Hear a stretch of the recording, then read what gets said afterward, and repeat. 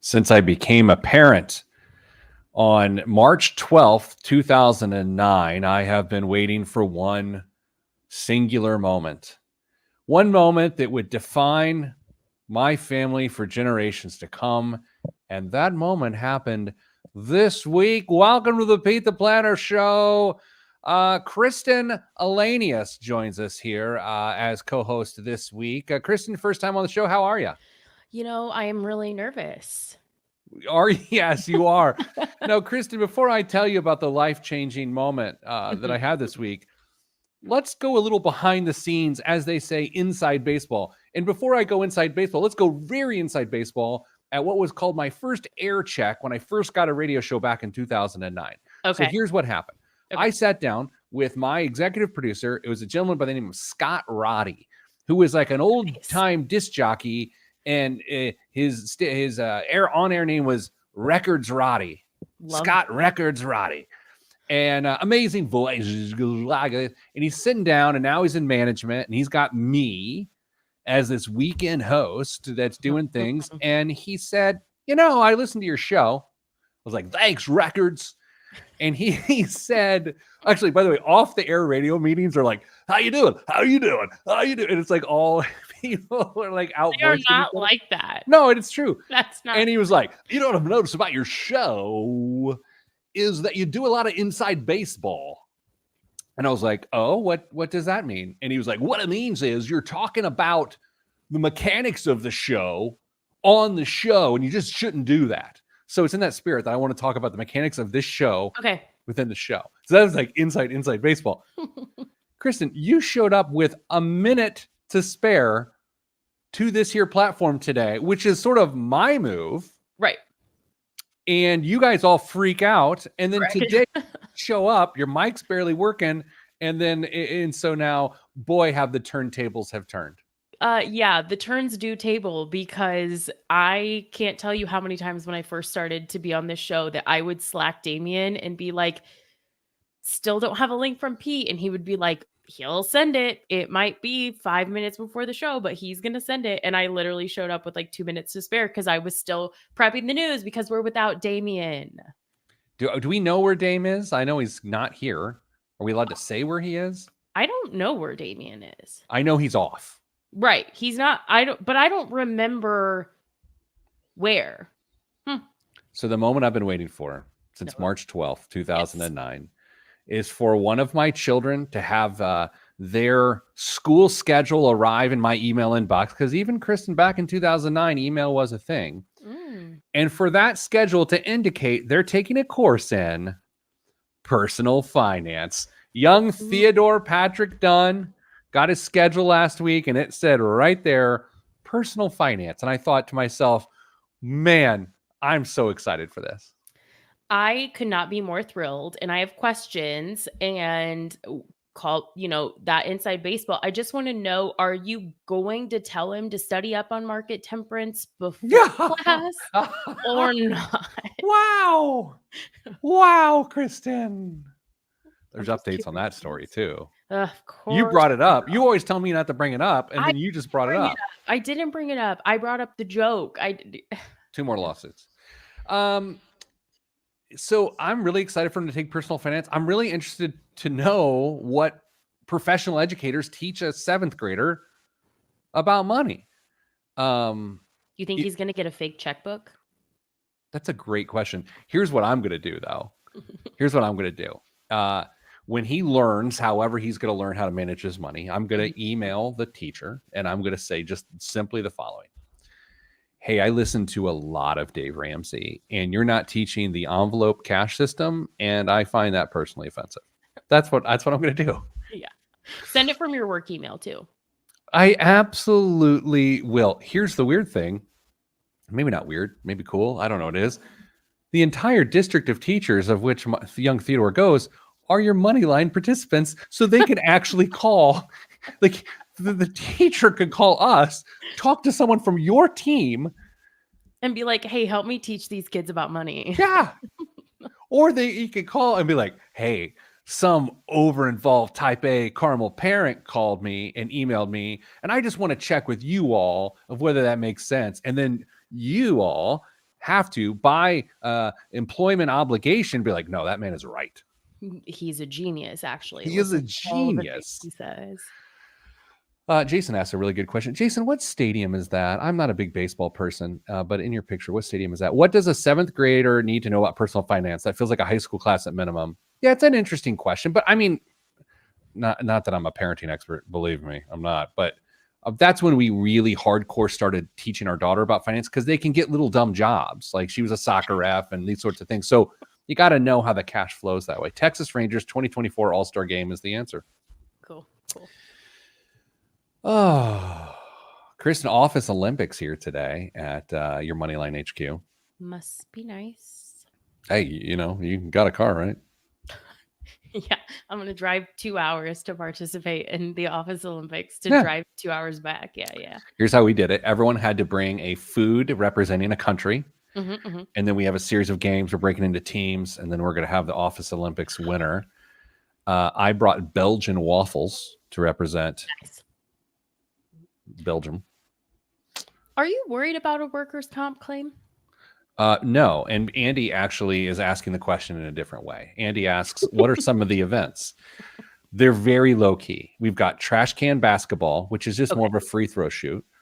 We've got eggs on spoon races. That's a little active. We've got a marker roll. We're going to have a table and you got to roll a marker without having it fall off. We've got paper airplane distance contest. Do you have safety glasses? Oh, Lord. I'm just curious. All right. Kristen, are we ready to do some things? No. What? Damien's gone. I try not to do this, but I'm going to have to do it. As one of the most influential people in the state of Indiana. Okay. I'm totally kidding. I mean, I am, but I'm not. You know what I mean? I'm not kidding, but I am kidding. I know. It's so awkward. Okay. What's been your favorite Olympics event so far? I do women's rugby. Low. Yes. I follow her on social media. I just think that she's incredible and very, very, very happy for them. Yeah, that was really awesome. My brother, my family Olympic update.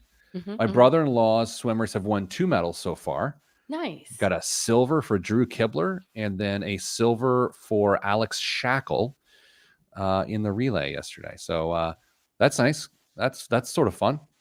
It's so crazy to think how small the world sometimes feels. And that's one of those examples of like, someone who is there at this world event. Like, yeah. Let's take that 2 steps further in a very weird way. Okay. And you don't know this yet. You do not know this. So there is one of our board members for your Moneyline, one of our investors and board members, was the family that runner Allie Wilson nannied for. I don't know if you know this story about 800-meter runner Allie Wilson. When you watch track and field, you're gonna see the story about this runner that went and changed her training and moved to Indianapolis so she could train. But then her part-time job was a nanny for a family. She nannied for one of our board members. And I didn't know that until yesterday. There was an article in the Indianapolis Star, which apparently is a newspaper. And it detailed the whole thing. And so the family's going over to watch. Another one of our board members currently in Paris at the Olympics, who also swam at Carmel. What are the chances? Probably not high. I know. Look at Danza finding religion. Danza, God day to you as well. How? You can always count on Pete to call out your spelling mistakes. That wasn't it. She found Jesus. That was not a spelling mistake. I think Danza's saying God day. I don't think she is. I believe she is. I think that was supposed to be Inside Baseball, and she accidentally didn't hit the 00 there. God day, Danza. And God day to you, Kristen. Okay. I'm sorry, Danza. I don't know what I got in the tank today. This is one of those days. It could be good, could be terrible. Great. Glad. Fantastic. It's feeling on a razor's edge. Okay. let's do some stuff. Okay. What do Are we we do? doing? What do we do now? Okay. I sent you those 2 Yes. questions. Let's start with are we in a recession? I hate this question. Well, I mean, it technically kind of triggered this morning. A recession alert, a recession trigger went off this morning. Hold on, let me do the news story here. Should we save this for the show, considering we don't have a third segment? No, who cares about the radio audience? What have they ever done for me? Nothing. Literally, I've been in the car with my family when they've turned off my radio show. I'm like, I'll be in the car on a Sunday, it's on, and my wife was like, "Do we have to listen to this?" And I'm like, "Yeah, that's." I didn't know she wasn't a fan of Damien and I'll have to let him know. Oh no, I think her disdain for me really. Well, like we can't make up for it. No, she likes me, as I'm told via fax. The rise in the unemployment rate brings into play the so-called SOM rule, which states that the economy is in a recession when the 3-month average of the jobless level is half a percentage point higher than the 12-month low. Yeah, I mean, that for a Friday to be able to sort through what in the heck that means, I can't do it. Yeah, that sounds like gobbledygook to me. But that does bring up a really interesting point of the disconnect between statements like that, statistics like that, and how people actually feel. Yeah, the chief economist for LPL says the latest snapshot of the labor market is consistent with a slowdown, not necessarily recession. And as we go 2 weeks in a row of not talking about politics on this show, you got to think one campaign might be shouting from the rooftops, we're in a recession starting right now. Oh, yeah. What do you think? The tweets, well, they're not called that anymore, but they were already flying, I'm sure. The truths. Excuse me. All right. Well, let's. Breaking dumb news. What? I hate it. Right here, let's timestamp this. 10:12. No one's dead. Don't worry. It had like a someone's dead feel to it, didn't it? A little bit, yeah. No one's dead. I mean, lots of people are dead, but like, and some like right now, but like that's not the news.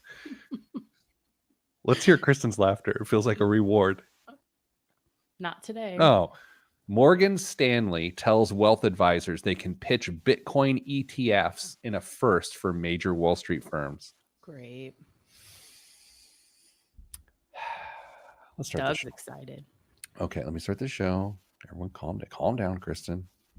I am as calm as they come. 3, 2, 1. This week on the Pete the Planner Show, we answer your money questions. Here's how the show works. You email us askpete@petetheplanner.com. That's askpete@petetheplanner.com. And here's what happens. We'll answer your question. We got 2 such emails today, and they will be the basis for our conversation. A conversation cannot be one-sided. There needs to be another voice, another set of ears. And that's why I welcome Kristen Lanius to the stage. Kristen, hello. Hello, how are you? I'm delightful. How are you? Good, but no one ever says that. Oh yeah, you want to talk about it? Let's do this. Let's punt the show today, and let's go deep inside of what's happening in your life. No, Kristen, I don't want to. How's your life? I feel like I'm pulling a Peter Dunn, which is what you usually do when we're recording the show, is you're trying to not look at your email because you're waiting on news that could like make or break your day. And I am in that boat currently, waiting on news that's going to probably ruin my weekend. And I'm trying to not look. Professional news? No. Well, Personally. hopefully not. I mean, hey, Kristen, I did schedule a 4 p.m. with you today. Great. Or anyway, we're on the radio. Kristen, email came in. Let's address it. Hi, Kristen and Co. I recently sold my house for a much larger sum than I expected and relocated due to a job change. Can I get a timeout here? Dame's not here, so no. Oh, well, I'll take one. So here's the thing. What's interesting about this first sentence is this question can go a lot of different directions, but it can either be really good or really bad because although they sold for a large amount, it just depends where they moved. Exactly. I had someone I was working with last year who this exact scenario happened to them, but they moved to a place that's like 3 times as expensive. So you just never know. With this new job, I'm making about 10% more than I did before the move. Also, it's another timeout. That could be indicative of moving to a city where there's higher wages, cost of living is higher. So again, Exactly. we're right on the edge. Given the uncertainty of the new area, I decided to rent first to ensure I pick the right place to settle down. I know I'll need a significant portion of the proceeds from the house sale when I eventually buy a new home. I'm trying to balance spending on the now with saving for my potential future home purchase. I've done without for most of my 20s and want to buy a few things for myself, but I also want to ensure I don't dip into these funds too much. My questions are these. How do I decide how much is okay to spend now? Where should I put the funds until I'm ready to buy? The soonest I would buy is in a year, but I'm fine renting for longer.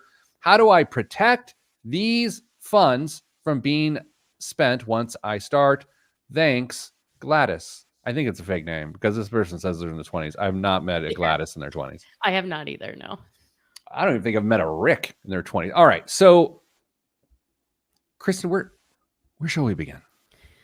You know, Pete, I think with some of our prior experiences, the thing that scares me the most is their third question, which is how do I protect these funds from being spent if I start? Because how many times in your financial wellness advising, planning, whatever word, career, have you seen someone just like, and it's gone? I've done that personally. So here's the theory on that is, okay, let's say you got a chunk of money and then you spend it on a dumb idea. And then the next idea comes along that's actually better than the dumb idea. So it feels justified because it's not as dumb as the dumb idea. So you spend it again, but it's not objectively smart. It's actually still dumb. It's just lower on the dumb spectrum. And so I don't know. I think that's the most dangerous question, but I also think it's the easiest question to answer, which is, oh, wait, you pursed your lips. I'm waiting to hear the answer. What is the answer? I think the answer is you move whatever you're putting for the down payment off to the side and put it in an account that you don't transact in any way or shape or form. But so yes, while I agree with that, theoretically, it's so hard to actually do that in the technology driven world that we live in. It takes a couple clicks. It takes 3 clicks for you to justify linking the cash reserve account you have at Betterment to your checking account with your local bank. And then suddenly you've made a withdrawal and it's there. And it's just too easy. It is too easy, but I think I like to call this it's the envelope method. I've come up with this. There's 3 envelopes and it's virtual cash. I have not come up with an envelope method, by the way. There's 3 things. Number 1, you can put the down payment money in a separate account. Mm-hmm. You also have to make sure that your emergency fund is separate from that and is left. And then the third one is the live a little. I don't know, but where I get nervous is where someone has like these high interest bearing accounts, like a 5% Betterment account, and they just pool all their money there. Their emergency funds there, their down payment money's there, their fun money, as the kids call it. A lot of the kids are calling it that these days. Everyone's calling it that. And then, Kristen, to your point, that conduit back to your checking account gets real convenient, real fast, and that's where I get nervous. Yeah, I do think that the funds have to be kept separate. I think this person needs to know, what does emergency savings look like with my new reality? To your point, maybe the cost of living is higher here. So even though they might need less because they're not a homeowner, maybe they need more because general expenses are higher. They do need to decide how much is okay to spend, which is one of the things they explicitly asked us that we've conveniently just kind of gone around so far. But then, I mean, yeah, putting it in the remaining funds that you don't want to spend, maybe you open a totally separate account and you can only go in person like certain hosts of this show. That's what I like to do. You know, this is actually, there's a tricky part to this is, how much should I put towards the down payment of the home?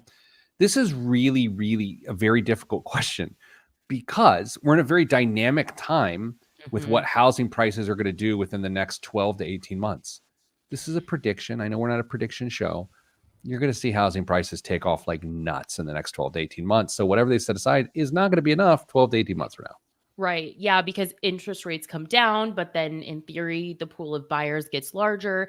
I think some people are making it seem like it's going to be maybe more than it is, and we don't know exactly how that'll work. But this person, this can be dangerous too, but maybe just looking at, hey, if you're feeling like you're liking the area you're in now, what would it take to get into a home? And then aligning that with when do you want to be mortgage free as well? Because this person, I think it sounds like they're in their 30s because it says I spent most of my 20s without. I Hmm. could be wrong about that. But if they're in their 30s, if you say, hey, I want to be mortgage free by the earliest I would want to retire, 59 and a half, are we already working toward a more condensed mortgage repayment timeline than your 30-year conventional loan? I would love to know too if these people did move to a more expensive city. The clues are kind of there, but Right. I don't know because it's quite possible. I don't think it's reality, but it's quite possible they moved to a less expensive city and got a higher wage, like the double, right? True. And then that would be good. But I don't know. It just doesn't seem that way. So, Kristen, to your earliest point you made here, the danger in all of this is Mhm. that they don't have a good strategy, and so then they just whittle that account down, and then 18 months from now, they're in not in big trouble, but they're in a less advantageous housing situation. Exactly. And then 5 years from now, they're gonna hate today them for not being more proactive about this. This is one of those, like, the potential for them to say, "I wish I would have," in about 5 years from now, the threat has never been greater for that So conversation. Kristen identifies self-hate as a that was aggressive. Sorry. Well, You know, it's true. so in Indiana, where we broadcast this show from, a reasonable cost of living, all things considered, and I realize that's a relative term.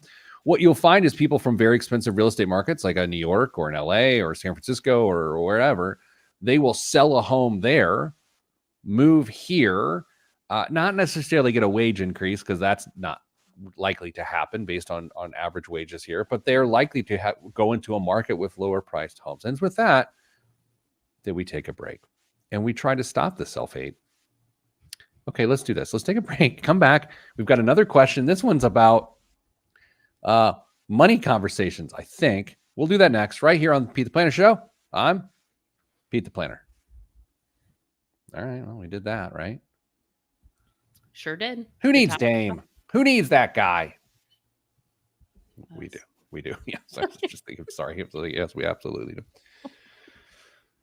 Who do you think wins the Office Olympics today? Who do you think here is good at parlor games? Um, uh, if Oz was there, I would say her. Yeah. But because she's not, I feel like it's a little more difficult, and I'm gonna go I feel like Angela. Is she there today? I haven't seen her yet. I think Lubs. Lubs wins everything. Is there a gift card on the line? I don't know. It's a good question. I'm in charge, so I don't know. um, Here's a funny story about one of our coworkers. Kind of. So our lovely coworker Oz, who just moved to Rochester, Mhm, mhm. she's trying to make friends. Like, there's no one better in the world at making friends. I don't know if you've ever been a young single person who moves to a new city and then you're forced to go make friends, but Oz and her partner moved to this new place, and she already made friends in one place, and now she's making new friends in this place. And so last weekend or 2 weekends ago, um, she had some friends that are in a volleyball league or something like that. Now, Oz was a dominant volleyball player in middle school and high school, and Well, she's 6 feet I tall. was gonna say, yeah, because she's like 10 foot tall. Can you imagine that you're just some fun young single in Rochester and you meet a new person like on the cusp of your weekly volleyball game, and that young person is 6 feet tall and a dominant volleyball player? It's like the greatest thing that's ever happened to you. Yeah, I'm sure that's a hard position to be in too, because when you're trying to make friends, you don't wanna, like, annihilate them at Yeah, the game that you're trying to play, yeah. so She's like yeah. friends until she smashed him in the face with a Yeah. kill shot. Okay, maybe that's just funny to me. I've been laughing about that for a week and a half, and it might not actually be at all interesting to anyone else. But Mm. that's most of my life. Okay. Uh Christian, what are you doing this weekend? Um, I'm hosting dinner tonight. I have two like family parties. I know tomorrow. And then I think I can't remember what I'm doing Sunday. Potentially, there could be big things on the horizon. I'll know at like 3 p.m. today. Well, gee, man, Christmas. I know. What are you making for dinner tonight? Is it a pitch in or a potluck? What do the Hoosiers call it? What do we call it? What do we call it? I say like a pitch in. Um, I call it BYOB. um, Wow. so last night at like 9 p.m., my dad and my sister called me. They live across the street from each other. And they were like, "So are we doing this dinner?" And I said, "I guess." And I was like, "Whose house? Are we going to go to dad's house?" And they were like, "Oh, we can come to your house." I'm like, "But you guys live across the street from each other. So you're going to come to my whatever." Yeah, it makes no Um, sense. so I am in very on brand making burgers on the Traeger. Nice. I think this weekend do you want to roll your eyes now or until the story? Oh, wait until the story happens. I will try to do neither. Go ahead. I purchased at Costco some pre-cooked octopus that's not an eye roll. That's a vomit look. What? It's Gross. delicious. And I'm gonna grill it and do like some Mediterranean spices and whatnot. So that's what I'm doing this weekend. Here's my problem with foods like that. Okay. How do you eat something that I feel like I couldn't touch? I would be Oh, grossed out to touch it. How do you eat it? that's interesting. I mean, have you ever eaten shark?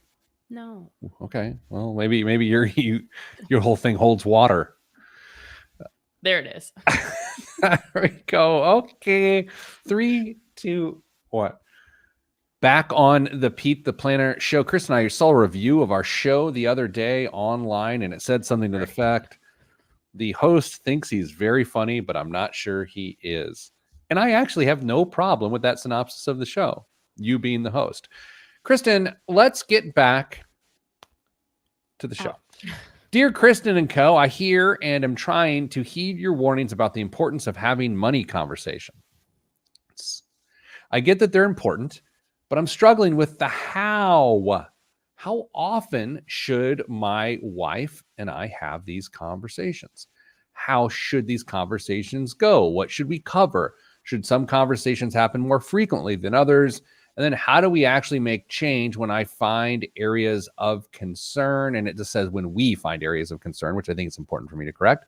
Mm-hmm. Also, can you please settle a debate? No, I don't like doing that. I don't like doing that. My wife and I are married with no kids. Sounds like a cat lady to me. Oh, we're not doing that. We're not doing that. I mean, anyway, I don't think we need life insurance yet. She does. Who's right? Okay, I can weigh in on all of this. Kristen, where shall we go? I think we go with the one that's the most difficult, which is how do we actually make change when we find areas of concern? I feel like there is no conversation change that is more difficult than when you're in a healthy, committed relationship and you need to make personal financial changes for future you, your future relationship, but nobody wants to like deprive the other person of today's joys in whatever form of budget reduction we might be doing, for example. I think that's the hardest thing that couples face that are actually having conversations about money. Yeah, I think there has to be like a catalyst conversation to trigger the rest of the conversations. Say more. So I appreciate that this person, let's call them Lupe. Okay. Let's say Lupe wrote us and said, I want to have more conversations. And so if you just go cold turkey and you just start having conversations out of nowhere with no triggering catalyst event, I think it's ineffective. And it's actually really stressful for the other person that may not feel that way. Right. So I like this idea. I sort of thought through this a few years ago. I don't remember when because I'm an elder. And it's this idea of like, what is the perfect catalyst financial conversation to have with your significant other? And Kristen, it might look a little bit like this. I'm not asking you to role play. And I'm certainly not asking you to imagine for a moment that we're in a relationship. But here's how it might look like. Okay. I would come home to our homestead and I would say, What's wrong? I can't picture you on a homestead, but go ahead. No, I had a pocket knife the other day. That is true. That was very off brand. No, I didn't put it in my pocket. I carried it in my hand, so it looked like That was on brand. I'd say, honey, I don't know what I would say. Can we talk about money for a few minutes this weekend? So the first thing, you can't have a conversation in the moment you bring it up. You just can't do it because the other person may not be ready for it. Kristen? I feel like that depends though, because Pete, I'm an anxious individual. So if you come to me and you say, and this is about any type of conversation, like let's actually take the dynamic here, which is that you're my employer. If today, after we got done with this, you're like, hey, Kristen, we actually need to have a one-on-one on Monday. Deets more to come. I'd be like, oh, what? Totally fair. Okay, so totally fair. Let's do this. Kristen, honey, Bear, I want to have a conversation this weekend about money, but if you prefer to have it now, I just want to talk through maybe some things that I'm doing that are stressing you out, or maybe I can share some thoughts about how we handle money. Like, it can be now. It doesn't matter, but he just needs to give the person an option to get their head around it. I think it goes with asking very pointed and critical questions about yourself to your partner. So I would say something like, hey, I know we were raised by different people, and so we have different money habits, and we've developed them independently. What is something that I do financially that makes you uncomfortable or drives you crazy? I think that's the direction you go. And then you got to hit yourself, and you got to listen, and you can't be defensive 5 or 6 different times. What's something you think I waste money on? Mm-hmm. Where do you think my way of doing things will lead us down a bad path? And you got to just bite your lip. And you got to take it, and you can't go point for point, and you can't be defensive. And then you say, hey, is it cool? Can we flip this around and sort of be introspective about my feelings about some of your things? Now that sounds manipulative, but if in the right relationship, it should be okay. Yeah. And I think that what's really interesting in those situations is it's easier to have hard conversations. This is not going to come out the way I mean it, but here it is. When you have a common enemy, which is that if, for example, let's say in this scenario, I tend to avoid money conversations. And maybe that's because I was raised in a house where we didn't talk about money. Like, we don't have any money conversations. Money's not for kids to worry about, those sorts of things. If you and I can agree that that wasn't the healthiest dynamic, it makes the conversation about how that affects me and that relationship easier because we have a common, I'm using the word enemy, which sounds aggressive, but we have a common enemy in the way that I was brought up to have money conversations. I think it makes it easier to have today's conversation. Here's what we're going to do in the next segment. We got a few minutes left in this segment.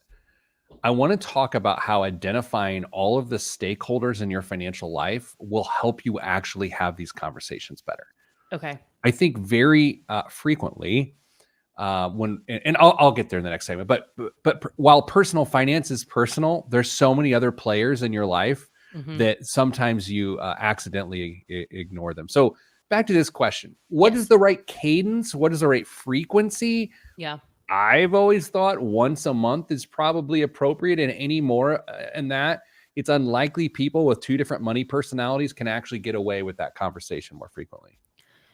For the most part, I agree with that. But I do think during periods of change, whether that's home buying, family planning, what are other big things that couples are facing? Like if there's a loss, those sorts of things, you might need to check in more frequently. If there's a job change, you might need to be checking in with a little bit more frequency. If you've pre-established kind of a cadence, a routine, and then there's a big variable that changes, might need to be a little bit more than that while we settle into a new reality. Let me, next segment, I'm actually going to take some business lessons to talk about stakeholders, but I'm going to do it here too as well. Not that I'm some business expert. Believe me, I'm not. But here's what I learned. And it was criticism levied upon me by a mentor. And they said, okay, you create a strategy, but then all attention has to turn to execution, not recasting the strategy all the time when bumps happen. And I think financially, sometimes couples will come up with a strategy, set out the execution, hit a bump, pivot too early, not stick with it, re-strategize, recast, re-strategize. That's a really bad idea. That the original strategy, if sound, which is a pretty big if sound, there has to be a true dedication to the execution, or I was going to say all is lost, which sounds incredibly dramatic, but arguably you spin your tires. Yeah, I completely agree. It has to be a major life change where I feel like we would need to make a pivot. And then the last thing that they asked us to settle a debate, I know we said we didn't want to, but you probably need life insurance even if you don't have kids, especially if you're younger and doing your financial life together. You probably still need it. I agree. I don't even think, let's say you plan on never having kids. Right.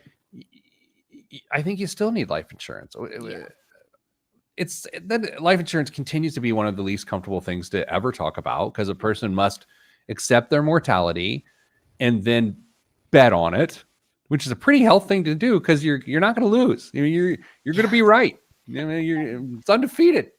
Grim Reaper. Anyway, coming up after the break, who are your stakeholders in your life? We'll talk about that next on the Pete the Planner Show. I'm Pete the Planner. Look at me creating a third segment on the fly like a radio professional. It's almost like that's your favorite way to prepare for the show.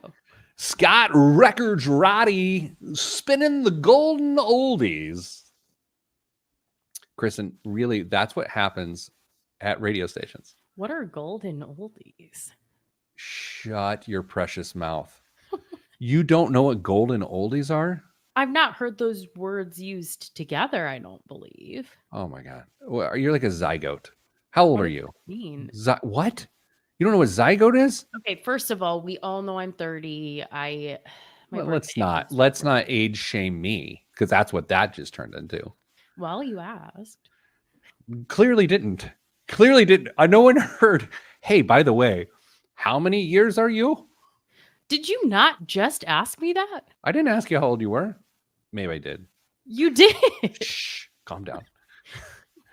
Anyway, walk around the halls of any radio station, and it's just like, hey, Ace, how you doing? It's like, hey, Ricky. And it's everyone's radio voices. It's like a clown convention. I'm not kidding. I'm easily overstimulated when it comes to sound. I feel like that would be my personal working nightmare. It's weird. I think you have a very great radio voice. It's just really like, it's approachable and it's calm. But I would never say you have like a classic radio voice, because I don't think you do. I do not. For a very long time, I didn't think I had a classic radio voice. But what ends up happening over time is it kind of develops. And so I'll be places where like, man, listen to that radio voice saying it to me. And I'm like, really? I'm like, I don't feel that way, but I don't know. Maybe I walk into a room like, hello, hey, you're the 9th caller. Tickets to the fair. Anyway. You have several different voices, actually. They're all going through my head. They're all going through my head. And they all tell me to eat more pie. That's the thing. And that's why watching the weight come back. All right. So, Kristen, I've been keeping score today. I don't know if you knew this. You've laughed twice at me. I'll make sure to not repeat that mistake. What? You're not having a brat girl summer. I can tell you that.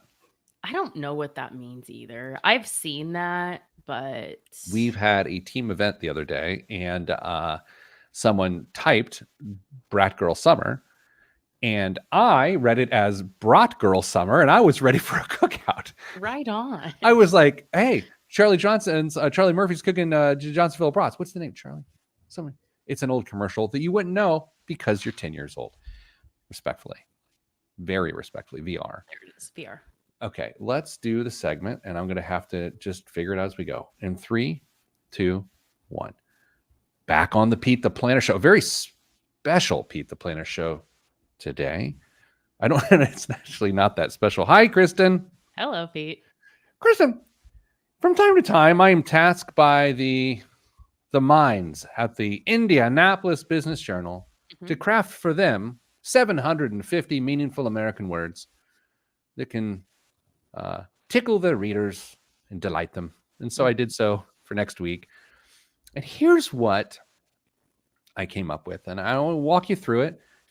Feel free to beat it up. It's already on the way to publication. So if it's stupid, then I'm just preparing myself for the feedback. Right on. Okay. I typically not, especially not on this show and not in my column, I don't talk about what I actually do for a living ever.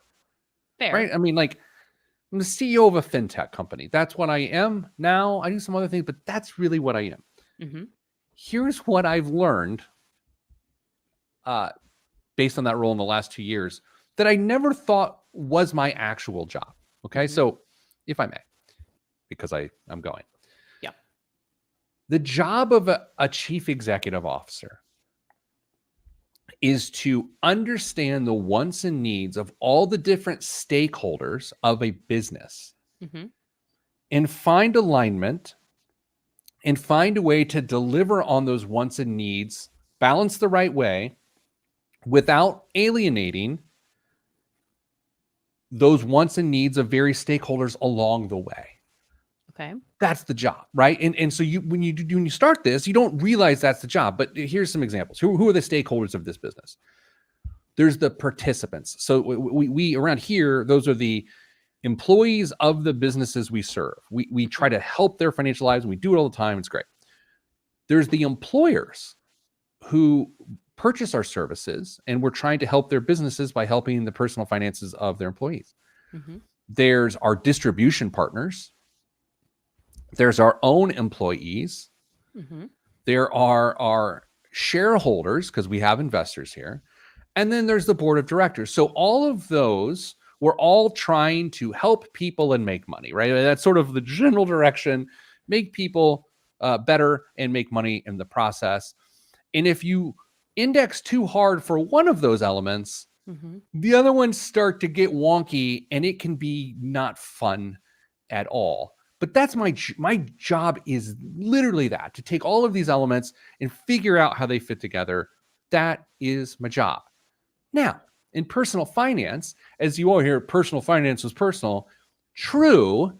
However, Kristen, I believe people would do themselves a service by understanding who the stakeholders in their personal finances are.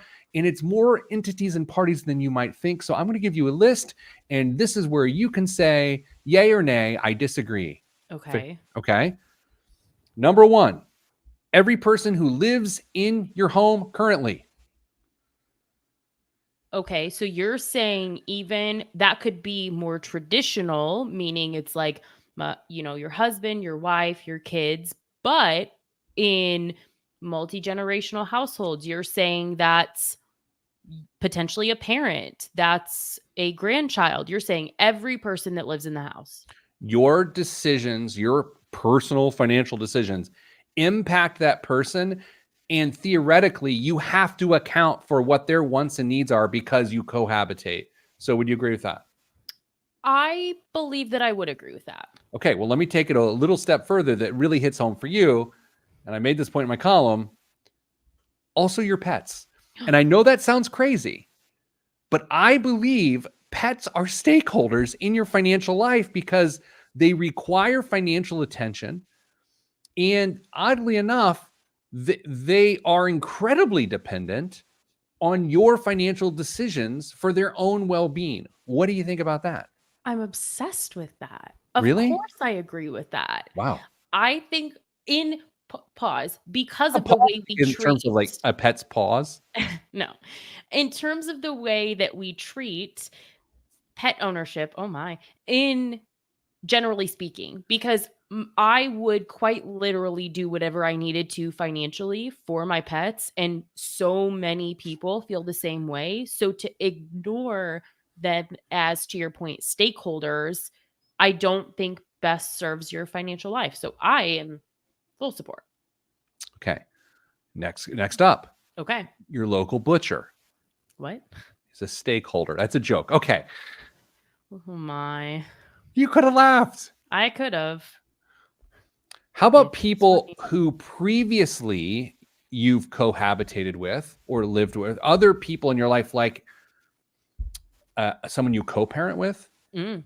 an elderly parent, an aging parent, a grown adult child. These are other stakeholders in your life that your decisions, to some degree, have to account for what's going on with them to some degree. That's really interesting because in some of those categories, I'm nodding my head yes. And in other examples that you just gave, I am also nodding my head yes, but thinking, okay, but how in the world? Because the co-parenting one, for example, I agree with you.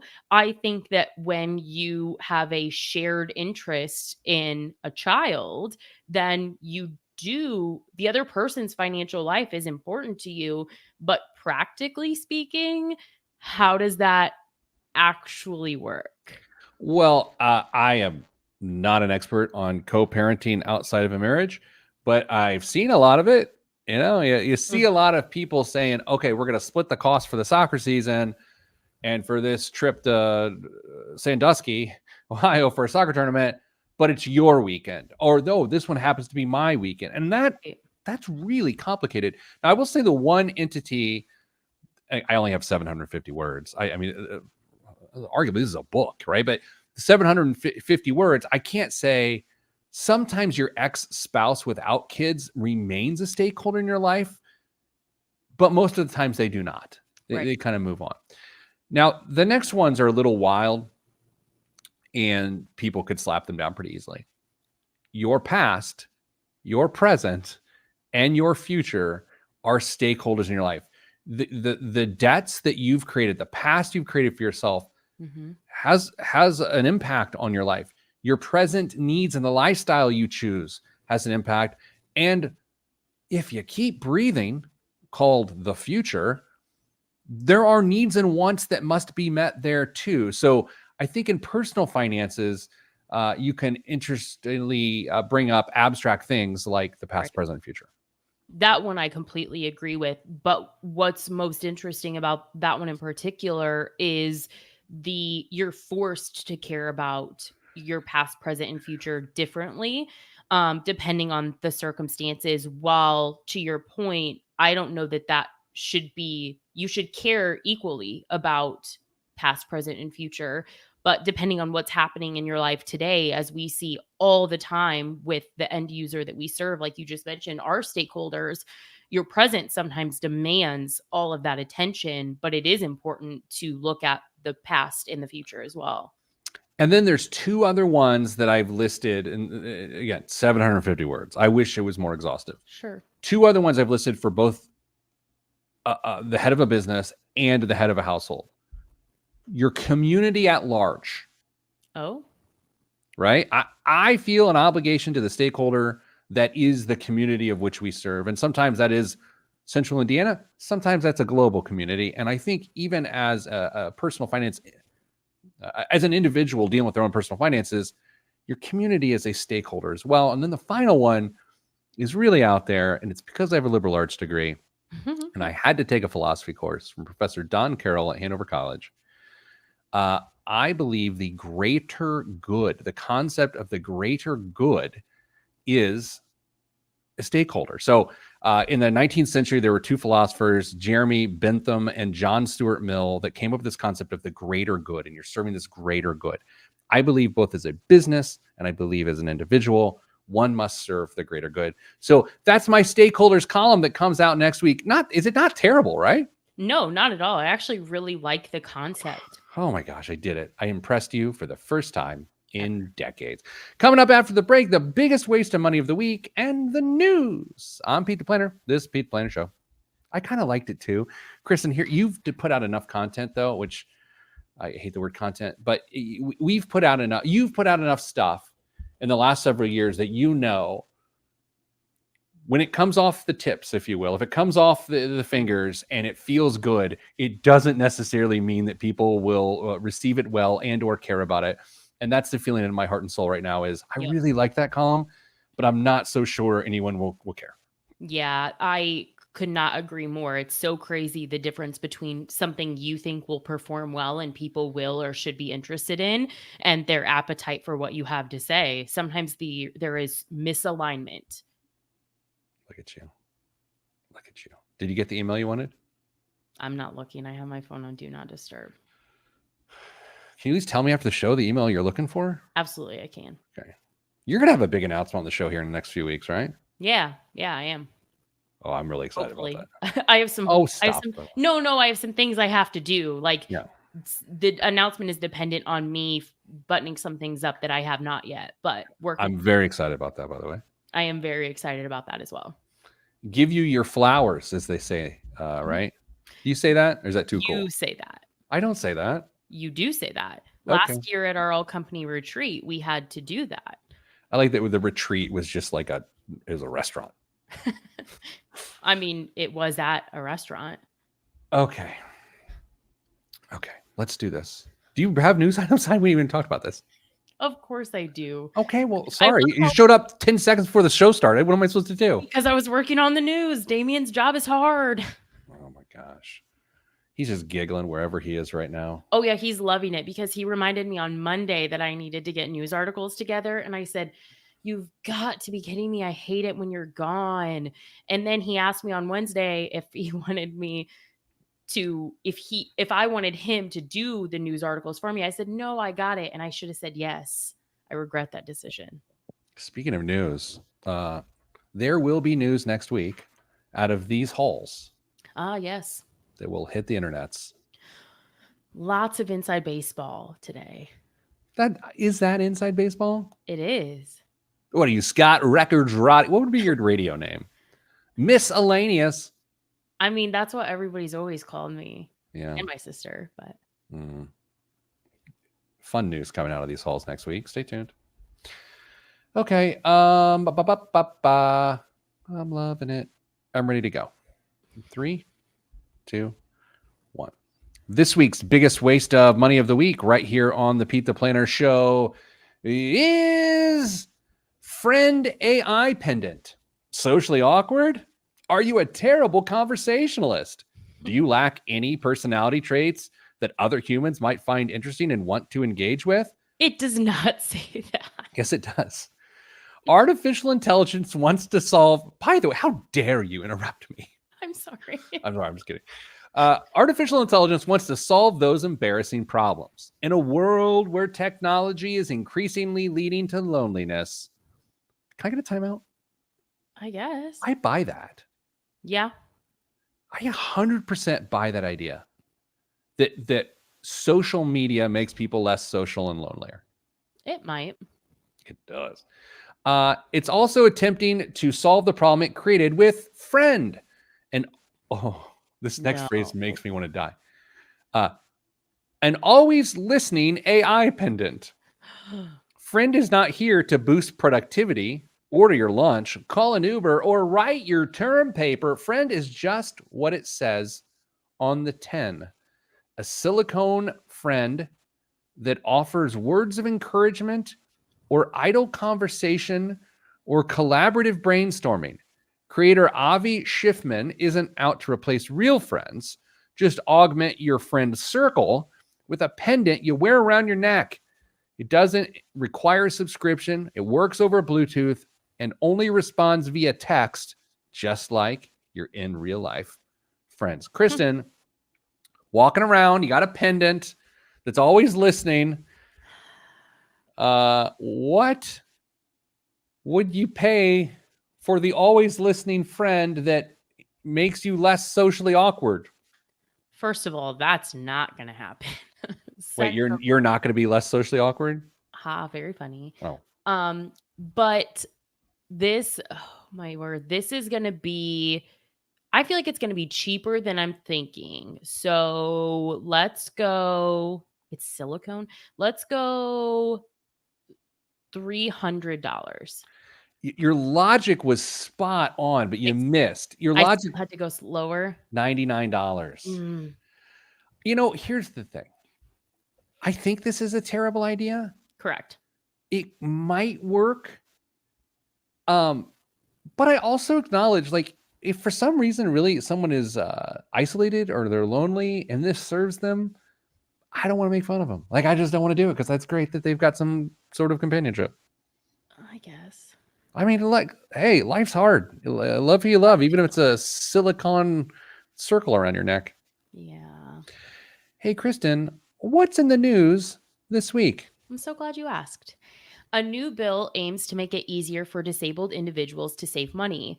ABLE accounts provide a tax advantage way for disabled individuals to save money outside of asset limit requirements set by federal assistance programs, while also assessing certain tax advantages. They function similarly to 529s. The growth is usually tax free if used for qualified expenses, then you don't pay taxes on those withdrawals either.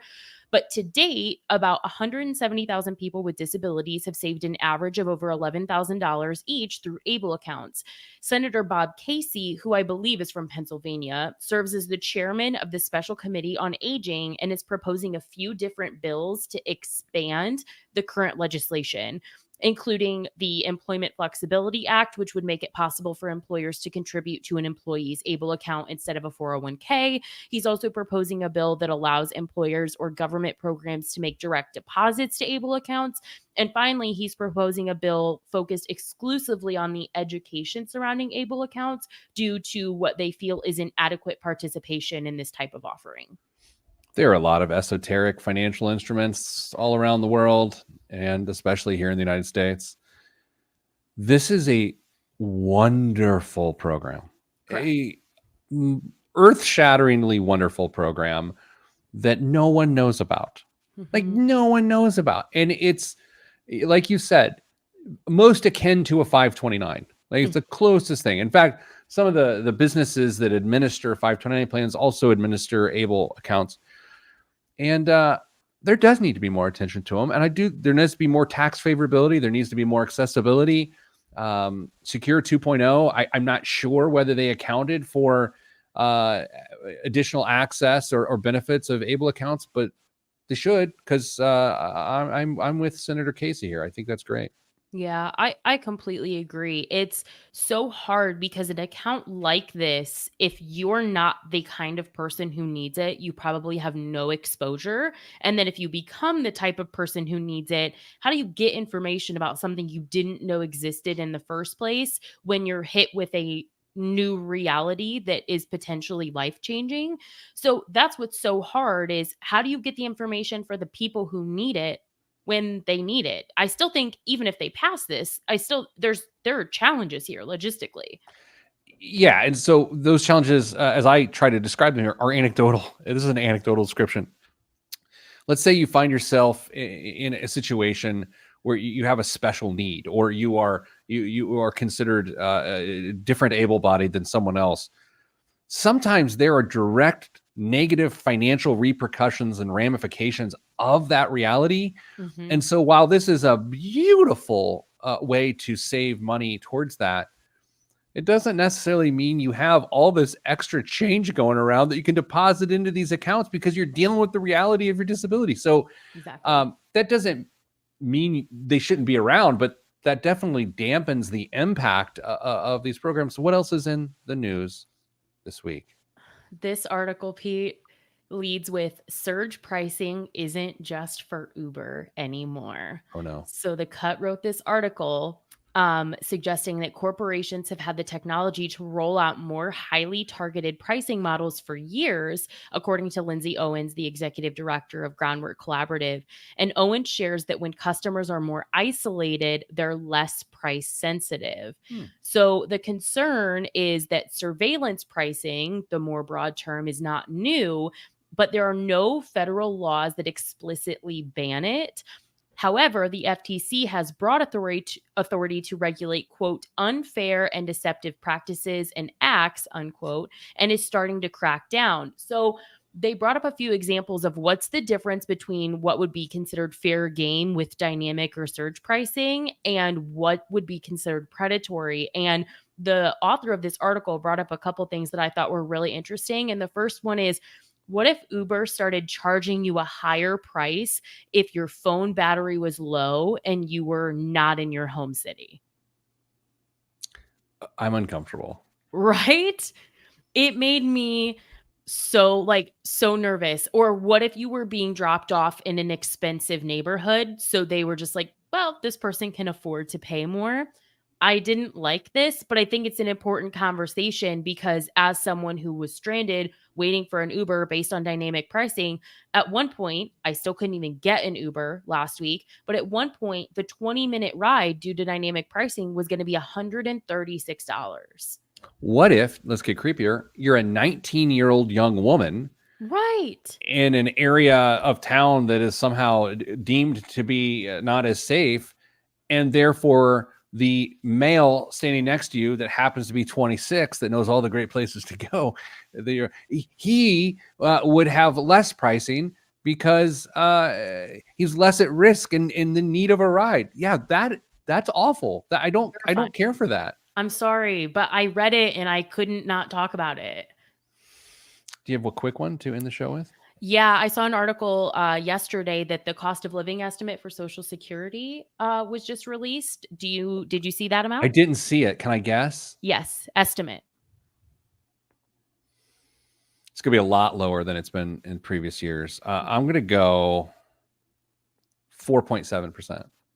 2.6%. Oh, no. Yeah. Well, that's not great. Yep. So more to come on that most likely, but. Yeah, no joke. Okay. Great. All right. Let's do this. Let's not talk to each other for a little bit. Okay. Like a week. How's that? Deal. Great. Listeners, thank you for your ears. I'm sorry. Dame should be back next week. I believe. Okay. No one knows. I haven't checked the file. All right. That's all I've got this week on the Pete the Planner Show. Sending you good vibes. Good vibes are all this in the budget. I'm Pete the Planner. Such an awkward end to the show. That was something. Christmas. I did just get a personal email in the last 10 seconds of the show that I found myself reading. I just checked my text messages and I don't have any that are about the thing. Okay, let's get off because I want to hear what this. Let's get off there because I want to hear what this is. Okay, fine. Should I be excited for you? Maybe. I mean, it's not going to matter. It's moot. Moot. I love a good moot. The Office Olympics is about to fire off out there. Uh-oh, you're in charge. Is it like I am in? I'm fairly, as we all know, I'm very rarely in charge of anything around here. However, I volunteered to do this. I did. Who pressured you into that, Jillian? Well, Ellie and Leah were like, "Hey, do you want to do this?" I was like, "You know what? I'll do this." Did they ask you this week? Last week. Oh, that's even more surprising. Yeah. Anyway, so I got to go. Anyway, my point was this: I'm going to go beat everyone badly. Deal. Okay. Hey, everybody, stay getting money.